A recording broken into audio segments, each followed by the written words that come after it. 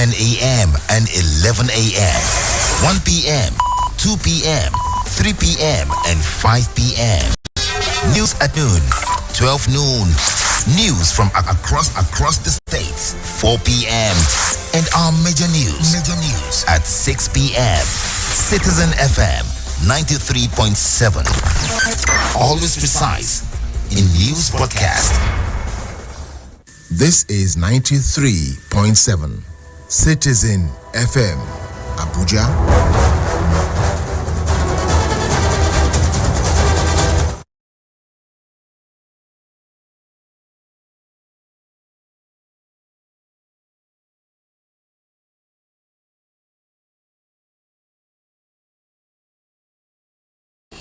Good evening and welcome to the Citizen FM News at 6. I'm Lawrence Umoite.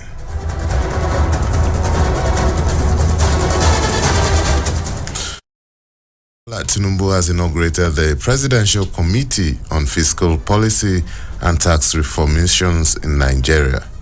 The president had 4 weeks ago set up the committee chaired by fiscal policy partner and Africa tax leader at PricewaterhouseCoopers, Taiwo Oyedele. The committee has experts from both the private and public sectors as members. At the inauguration, the president said the committee would be guided by national interest above all else. He said the country cannot continue to tax poverty or production, but focus on returns, income, and consumption.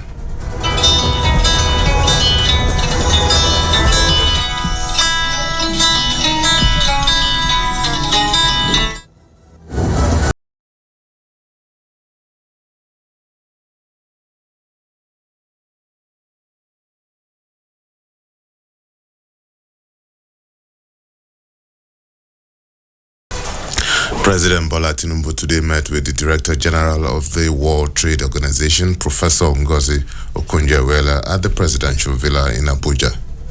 Professor Okonjo-Iweala arrived at the Presidential Villa at about 2:50 p.m.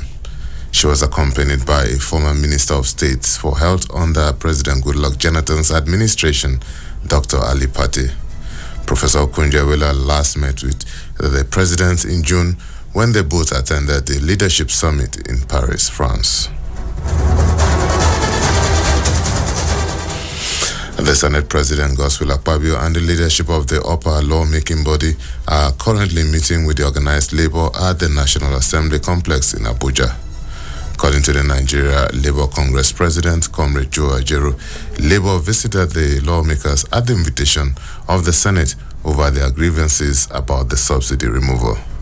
Organized labor is pushing for a reduction in the pump price of petroleum products, among others. Also, the Senate today transmitted the names of 45 confirmed ministerial nominees to the presidency. The Senior Special Assistant on National Assembly Matters for the Senate, Senator Abdullahi Gumel, disclosed this in an interview with journalists at the National Assembly. Explaining why the number of ministerial nominees was increased to 48 as against 42 in the previous administration, Gumel said some of the ministries which were merged will now stand alone, namely the Ministry of Works and Housing. He also thanked the senators for suspending their recess to screen and confirm the nominees. Some yet to be identified assailants have burnt down the house of a member of the House of Representatives representing Ihiala Federal Constituency, Pascal Agbodike.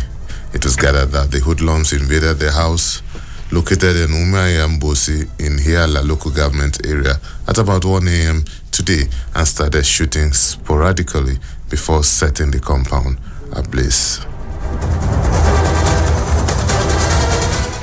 The Tertiary Education Trust Funds has said that over 2 million students and staff of the higher education institutions will soon have access to online academic resources through the deployment of the Blackboard learning platform in the country.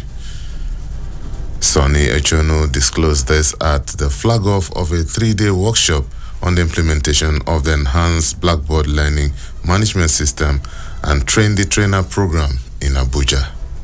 He said the workshop, which attracted directors of information and communication technology from the 253 beneficiary institutions of the fund, was part of measures put in place to bridge the digital skills gap in higher education institutions in Nigeria. And on the foreign scene, leaders of Niger's ruling military junta say they can't accept a high-level diplomatic visit because there'll be a risk to the visitors' security. Delegates from the regional groupings ECOWAS, the African Union, and the United Nations had been due to fly in today. But the coup leaders told ECOWAS that sanctions and the threat of invasion from the bloc had created public anger, so the delegation couldn't be hosted with calm and insecurity. And in sport, England forward Lauren James has apologized for her red card during the Women's World Cup last 16 win over Nigeria and says she will learn from the experience.